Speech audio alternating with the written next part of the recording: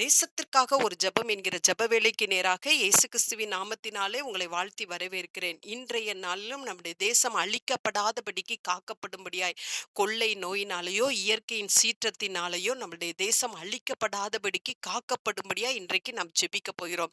கடைசி நாட்களிலே வாழ்ந்து கொண்டிருக்கிறோம். இவைகளெல்லாம் அழிவுக்கு உரிய ஆரம்பங்கள். ஆனாலும் ஆண்டவர் சொல்லியிருக்கிறார், தெரிந்து கொள்ளப்பட்டவர்கள் நிமித்தம் அந்நாட்களிலே உபத்திரவம் குறைக்கப்படும் என்று வேதாகமத்தில் எழுதப்பட்டு இருக்கிறது. தெரிந்து கொள்ளப்பட்டவர்களாகிய கர்த்தருடைய பிள்ளைகள் ஜெபிக்கும் பொழுது கர்த்தர் நம்முடைய தேசத்தை காக்கிறதுக்கு போதுமான தேவனாய் இருக்கிறார். திறப்பிலே நிற்கத்தக்க ஒரு மனிதன் போதும் என்று சொல்லி தேவன் விரும்புகிறார். இன்றைய நாள்ல ஆண்டவரே எங்களுடைய தேசத்தை பாதுகாத்துக் கொள்ளுங்க. எந்த ஒரு இயற்கையின் சீற்றங்கள் வந்து எங்க தேசத்தை அழித்து விடாதபடிக்கு ஆத்துமாக்கள் அழிந்து போய் விடாதபடிக்கு எங்க தேசம் காக்கப்படட்டும் என்று சொல்லி நாம் ஜெபிக்க போகிறோம்.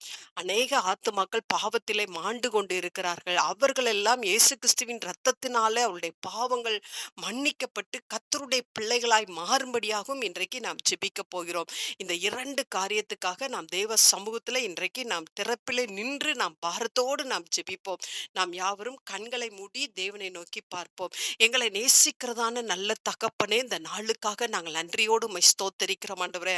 ஆண்டவரே, எங்க தேசத்துல ஆண்டவரே அப்பா அழிவு ஏற்படாதபடிக்கு காக்கப்படும்படியாய் கர்த்தரால் தெரிந்து கொள்ளப்பட்ட பிள்ளைகள் ஜெபிக்கிற ஜெபங்களை கர்த்தர் கேட்டருளும்படியாய் நாங்கள் ஜெபிக்கிறோம் ஆண்டவரே. அப்பா கொள்ளை நோய்கள் வந்து ஆண்டவரே, ஆண்டவரே எத்தனையோ பேர் ஆண்டவரே உமக்கு ஸ்தோத்திரம் மரித்து விட்டார்கள் ஆண்டவரே. இப்படிப்பட்ட கோர சம்பவங்கள் எங்க தேசத்துக்குள்ளே இனி நடைபெறாதபடிக்கு ஆண்டவரே, தெரிந்து கொள்ளப்பட்டவர்கள் நிமித்தம் உபத்திரங்கள் குறைக்கப்படும் என்று நீங்க சொல்லி இருக்கிறீங்க ஆண்டவரே. நாங்கள் ஜெபிக்கிறோம் சுவாமி.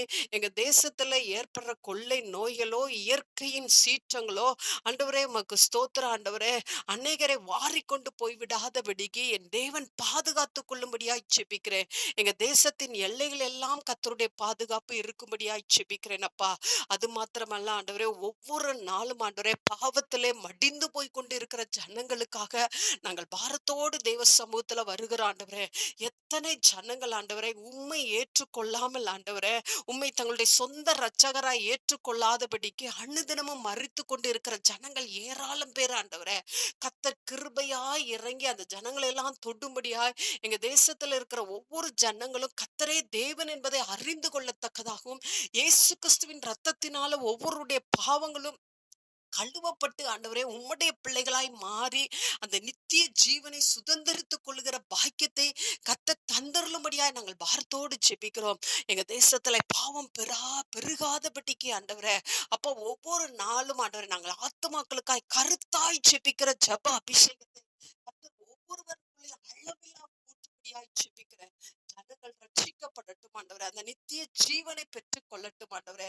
எங்க தேசம் அழிக்கப்படாதபடிக்கு காக்கப்படட்டும். ஒவ்வொரு எல்லையிலும் கர்த்தருடைய பாதுகாப்பும் காவலும் உண்டாயிருக்கட்டும். கர்த்தர் அப்படியே செய்யறீங்க, உமக்கு ஸ்தோத்திரம். இயேசுவின் மூலம் ஜெபிக்கிறேன் நல்ல பிதாவே. ஆமென், ஆமென்.